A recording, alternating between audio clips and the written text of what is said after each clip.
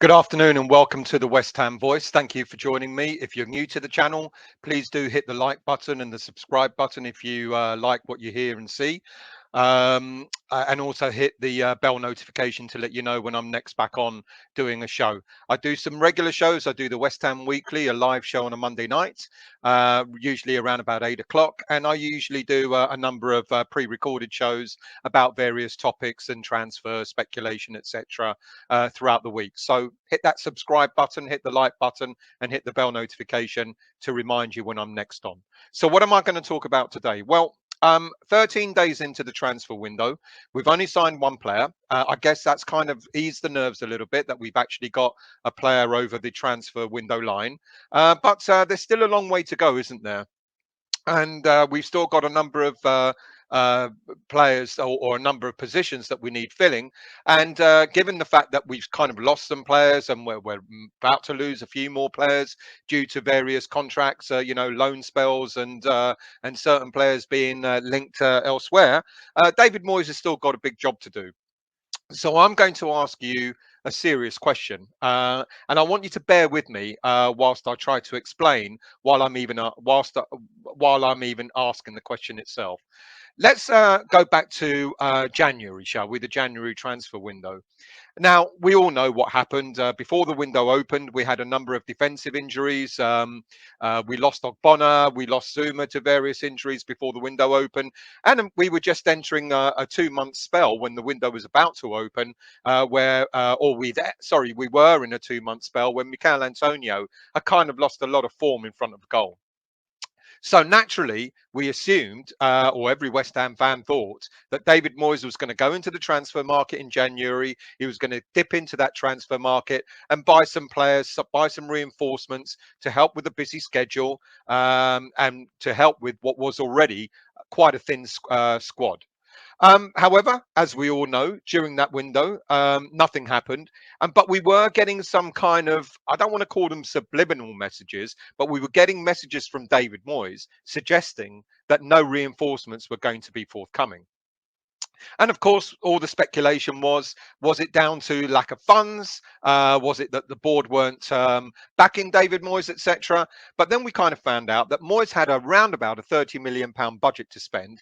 And Daniel Kretinsky had also told Moyes or suggested that if Moyes needed at least another £20 million boost in order to get the players he needed, he would inject some money into that kitty. So all in all, we had around about £50 million to spend in the January window. But Moyes started to give out these messages to kind of, suggest that perhaps we weren't going to get any players in.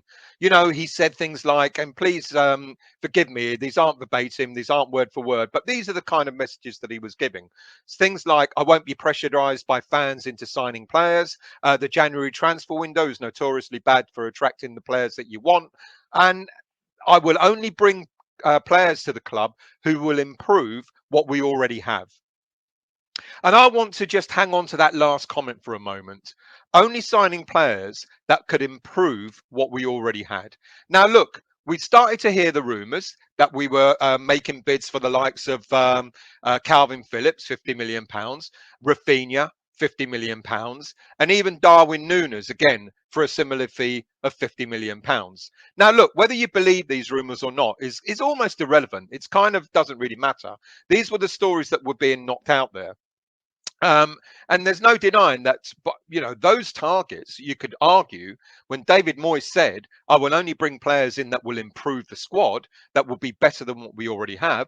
One could argue that those sorts of players would definitely have been an improvement. Phillips in midfield would have solidified that midfield. I know he went through a few injuries, but in general, you would expect Phillips to be an improvement. Rafinha, a different attacking threat. And Núñez, of course, we've been crying out for a centre forward, and he was smashing it in the Portuguese and the Champions Leagues. So we kind of know that those players would have been improvements. Instead, we know no signings at all. And in the end, what really happened with the squad was that they became more and more fatigued as the season was carrying on. There were a few, and we suffered at some of our performances suffered in the latter half of the season. There were some good performances in the Premier League, in the Europa League, but many of us were left wondering, what could it have been like had we actually brought in at least one player, to freshen things up, whether that would have been in defence, in midfield, or in attack. So the question I want to ask is, was David Moyes targeting the right players back in January? And is he now targeting the right players in this summer transfer window as well? Let me try and qualify a little bit further, shall I? I believe that back in January, as much as we needed players I've mentioned who would have been fantastic, was it really the right time to be trying to make £50 million bids for players of that ilk?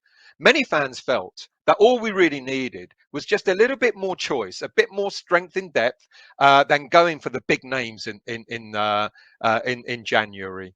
But as Moyes said, he won't be forced into signing players just because of fan pressure. And having said that, if Moyes had at least bought one player in for at least a modest fee of, say, I don't know, 15 to 20 million pounds, and then saved the rest of that money he had available in January for this summer's transfer window, wouldn't that have been a better balance to manage a thin and depleted squad? It's suggested that one of the reasons why we now have a transfer budget of £150 million in this summer's transfer window is because Moyes didn't spend any money in January at all. Had he done so, that would have come off the 150 million he would have had available for him this summer. Now, there was one player that we were in for, and apparently we were negotiating for, was Marseille's centre back, Caleta-Car. And there was a bid of around 15 to 20 million pounds. Now the story goes that the deal fell through because Moyes wanted the player on loan with an option to buy rather than buying him outright, and Marseille wanted to sell the player rather than agreeing a loan. So why did Moyes go down that route? Well, I think we kind of know now with the first summer signing this summer as to why Moyes potentially wanted Caleta-Car only as a loan deal, because he had his eyes clearly on Aguerd, who we bought for around about the 28 to 30 million pound mark this summer. Clearly, Moyes had his eye on Aguerd, and if he had bought Caleta-Car, that means it would have scuppered his thinking about getting Aguerd in instead. Now, look, if you recall, I mentioned Aguerd this time last year.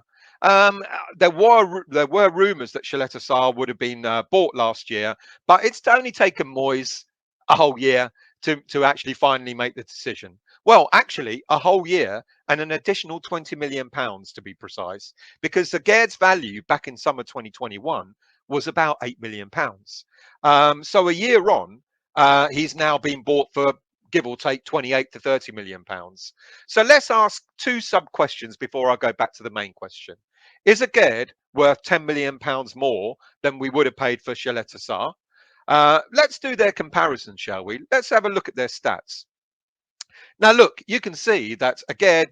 This is an easy one to do because they both played in French League One last season. Aguerd played a few more games than Caleta-Car. That was more due to team selection than it was anything to do with Caleta-Car being injured or anything like that. It was more down to team selection. And looking at some of their sort of basic defensive stats, etc., you could see that Aguerd, is quite markedly better than Caleta-Car's stats. More clearances, more interceptions, more blocks, more ball recoveries, more tackles made, more aerial dual success rates, etc. Caleta-Car comes off better in a couple of things, aerial dual success, but which seems to be better. And we thought that Aguerd, we are told that Aguerd is a very good defender with his head, and also ground dual success. They're just slightly marginally better for Caleta-Car. Does that, however, make Aguerd a £10 million better player than Caleta-Car? Well, I don't know. Here comes the second sub question, really. And the second sub question is, did we pay too much for Aguerd? I don't want to start casting doubt on the player, etc. I think he will actually be a really good player for us. But given the fact that he was worth only £8 million last summer, and now we've paid like 28 to £30 million this summer. Have we paid over the odds for him? Now, what we found out this week is out of the transfer fee, whatever it is, 28 million, 30 million, etc., out of the transfer fee, there was a £3 million finder's fee. Now, you make of that what you will. And on top of that, there were around about £3 million agent fees as well. So if it is £30 million, 6 million of that has gone on, other fees, etc. So you take that off the 30 million, all of a sudden, the player's value is about £24 million. That's a bit more realistic. I can see a jump from 8 million to 20, 22, 24 million pounds. But, that 30 million pound price that's been bandied around all of a sudden just does feel like a fee too high. But when you put in things like finder's fees and agent fees, etc., all of a sudden it starts making a bit more sense. Have we had our pants pulled down on this transfer? Well, it wouldn't be the first time, would it? Let's not forget that it was only a couple of years ago where we bought Sebastian Haller for £45 million, and then we ended up selling him for a massive loss, a £25 million loss, and now he's about to go, or he's just gone back to Germany for a fee of £30 million, which is more or less the sort of more accurate figure that you would expect to have paid for Haller in the first place. So it looks to me that perhaps we have yet again look to have paid over the odds for a footballer that maybe isn't worth as much as we've had to pay for him. But look, these are the things that go on with transfer fees. Sometimes we pay over the odds. Sometimes we're lucky and we pay a little bit less. So there you go. So let's go back to that main question again as to whether David Moyes is targeting the right players in this transfer window or not. And let's take a look at some of those players, shall we? Again, because what we hear is the main targets for David Moyes this summer are still Calvin Phillips from Leeds, James Ward-Prowse from Southampton, who Southampton have said is worth £70 million, and Ollie Watkins of Aston Villa, 65 million. So look, there's absolutely nothing wrong with these players. They would all be great additions to West Ham United. But spending 50 million, 65 million, 70 million pounds on these players would have a substantial impact on the transfer budget that we have of 150 million. Now that's 150 million less the 30 million that we've already paid for Aguerd. So we've only got 120 million pounds left, and we already know that we need quite a number of players. It's been suggested we need at least 7 players, including Aguerd, to bolster the squad. So spending so much money on the likes of Ward-Prowse or Watkins or Phillips, great players as they are, would take a huge chunk out of that budget. Look, you make your own minds up if Ward-Prowse is actually really worth £70 million. You make your own minds up if you think Ollie Watkins is worth 65 million. We've said that Declan Rice is worth 150 million. That's the value we put on him because we don't want anyone to bid for him. And I dare say that Southampton have done the same thing with Ward-Prowse, etc. And I dare say Ollie Watkins, and the same for Phillips and so on. However, there's another thing. Do these clubs want to sell these players? It's one thing about saying that these are the targets that we want to go for, but do these clubs want to sell? Well, this is the reason why they're valuing their players at the money that they already are. So I don't know. I mean, one part of me says, yes, I totally understand why David Moyes will want to go for players of this ilk. But at the same time, I'm sort of asking myself, how realistic are they in terms of the value that they've been priced at and in terms of their availability? Look, we already know that we've lost a number of players. Mark Noble's retired, David Martin has left, Yarmolenko has gone, and we just found out that Ryan Fredericks has signed for Bournemouth, and good luck to him. He's still in the Premier League. He's a good player. He's just injuries have really taken their toll on him. And knowing him, he'll go to Bournemouth and he'll never be injured again. But there you go. So we already know that we're players down. Okay, let's qualify this. David Martin didn't get any game time. So really, when Areola signs, we'll have our three keepers. Yarmolenko was used sparingly, but we know we need to replace him. Noble was used sparingly. We know we need to replace him. Fredericks hardly got any game time at all. So that's four players gone already. But we also know that two players are about to have their loans ended.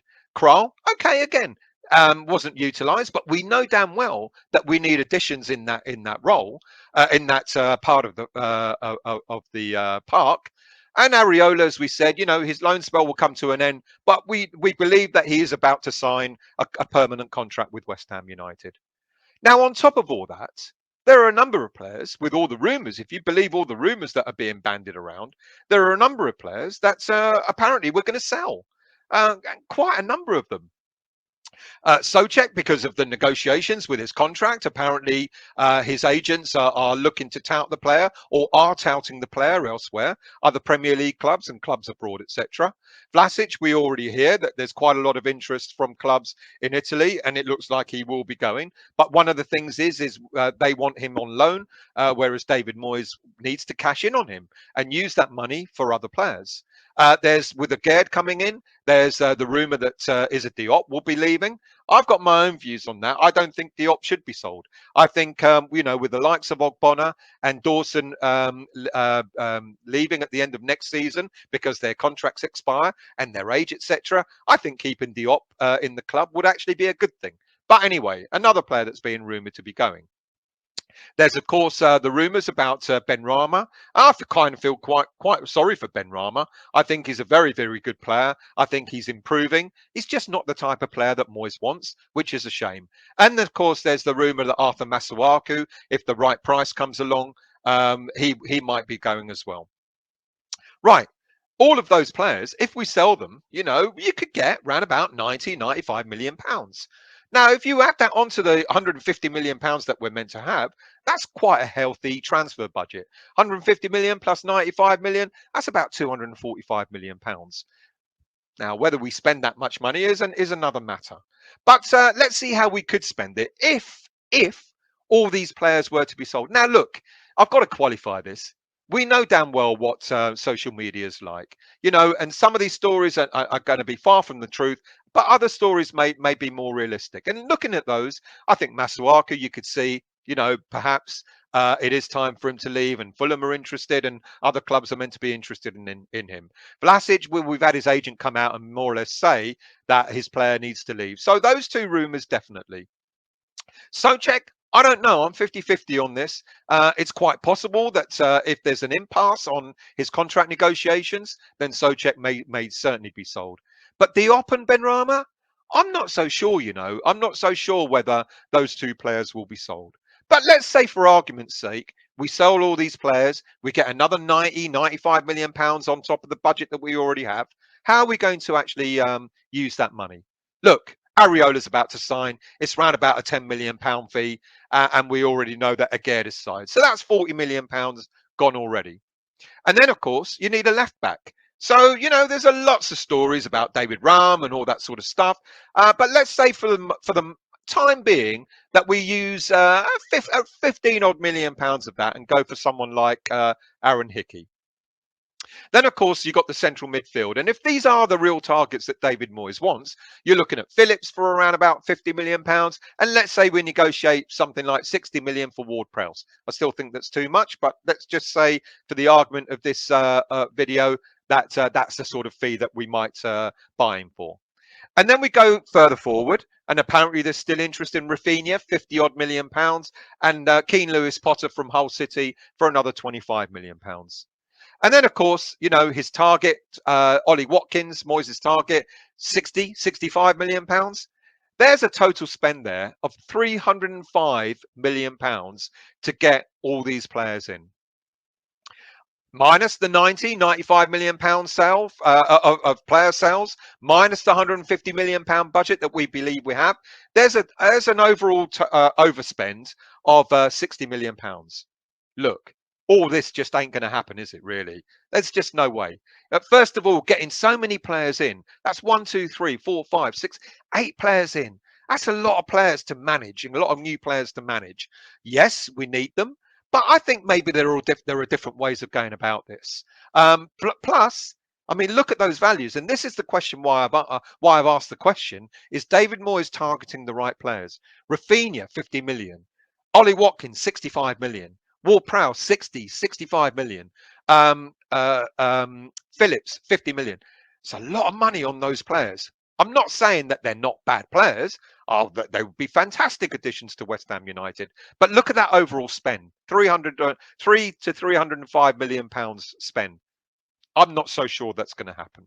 So what do we do instead? By the way, that means that we're still short on players. I don't know if you remember, a few weeks ago I did a show and I said I think we're going to end up with less players in our senior squad than we had last season. Now, don't get hung up on who's on the bench and all that sort of stuff. I was just doing this just to illustrate how many players we'd have. You know, there's players there, there's players here. So don't get hung up. I'm not suggesting for a moment that Bowen and players like that are going to be benched. I'm just illustrating this. But look, there are 4 vacancies on the bench. You know, we still need 4 players there, so we're going to have a smaller squad. So what can we do? We'll have 3 goalies. Okay, we'll have 2 right backs. This is if we buy the players that David Moyes wants. You know, Phillips, Rafinha, Ollie Watkins, etc. So this is the squad we'll end up having. 3 goalies, that's fine. 2 right backs, okay. 2 left backs, okay. 4 centre backs, yeah, decent. 3 central midfielders, yeah, again, decent. 4 attacking midfielders, decent. 2 strikers, decent. But that's only 21 players in total. So what can we do instead? Well, how about something like this? And I'm not, I'm no guru. I don't know. David Moyes is his own man. But we could go for different players and still spend a decent amount of money and still improve the squad. So Aguerd's a done deal. Areola is a done deal. Let's go all out and get someone better at left back, for example. David Raum, for example, 35 million pounds. Zinchenko rather than Phillips, maybe, in that central midfield role. Many will argue, well, Zinchenko's nothing like Phillips. No, he's not. But he would be a good squad player. He would be a player that can really sort of do a job in that midfield, and he would be an addition, an improvement to what we have.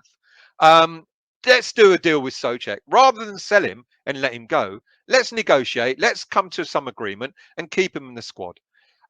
Ericsson, £5 million signing on fee would be a done deal. Okay, that Ericsson is not the sort of Red Bull sort of approach that David Moyes wants, but at 30 years of age, Ericsson will be a massive addition to West Ham United. I know he doesn't have speed, etc., but neither did Trevor Brooking. He's the thinking man's footballer, and he's the type of player that would actually add value to West Ham United, and you get a good couple of years out of him. I would keep Benrahma. I would say keep Benrahma, and put an arm around him, and encourage him rather than berating him as David Moyes seems to regularly do. But get a younger player in, like Lewis Potter, to compete with Benrahma for that slot, so that Benrahma knows that he's got competition. And then up front, the Ollie Watkins dream, I mean, we could spend £65 million on him. But again, why not get a young, hungry player, maybe for half the value, and like Broja, and see what we can do with him. And also, that means, we don't have to sell as many players, as I've suggested. I don't think we should sell Souček. I don't think we should sell Benrahma. And I would go as far as saying, don't sell Diop as well. I think Diop has got a role to play. I think when he was called in, he had 1 or 2 dodgy games last season. But then you tell me a player that didn't have a dodgy game last season, apart from, say, I don't know, Declan. I would keep Diop as well. Yes, cash in on the other 2 players, cash in on Vlasic, cash in on Masuaku to give us a potential £20 million increase on the £150 million budget that we've already got. And then what that does is it actually improves the squad overall. Look how many more players we have. Again, 3 goalies, 2 right backs, 2 left backs, 5 centre backs. Do we need 5 centre backs? Well, when David Moyes wants to play 3 at the back, he might need that. He might need 5 centre backs and account for any injuries. We saw the injuries to Zuma last season. We saw the injuries to Ogbonna last season. Why not keep Diop there and have him as a good alternative? And a lot of people are going to say, well, he's hardly going to get any game time. Be interesting to see what happens. We've got cup competitions. We've got Europe again next season. So he'll probably get some game time rather than none. Central midfield, all of a sudden, it looks healthier. Souček, Declan, Zinchenko, and Ericsson. And an attacking midfield, you've got more of an array of attacking players. You've got Bowen, you've got Keane Potter, you've got Fornals, you've got Lanzini and Ben Rama as well, and two strikers. That's a much healthier squad all round. Look, the question is, going back to it again, is David Moyes targeting the right players or the wrong players in this window? There is no right answer. There is no right or wrong answer. If you're looking at technical ability for some of the players that we've mentioned, like Phillips, Ward-Prowse, etc., then you could argue, yeah. If you're looking at players for that were good for, not just for the now, but for the future again, for the future as well, then again, the argument would be a yes. When it comes to money and when it comes to availability, that's when the argument might break down a little bit. And maybe David Moyes needs to temper his approach and look for more, look for transfer targets that are going to be more accessible and within the budget that we have. Great. Thanks for watching. Much appreciated. Like I said, if you're new to the channel, do hit the subscribe button if you like what you see and what you hear. Do hit the bell notification to let you know when I'm next on, and hit that like button as well. And thank you for watching. And I'll see you. Well, very soon. Probably another show coming up within the next day or so. Thank you for watching, and I'll see you soon.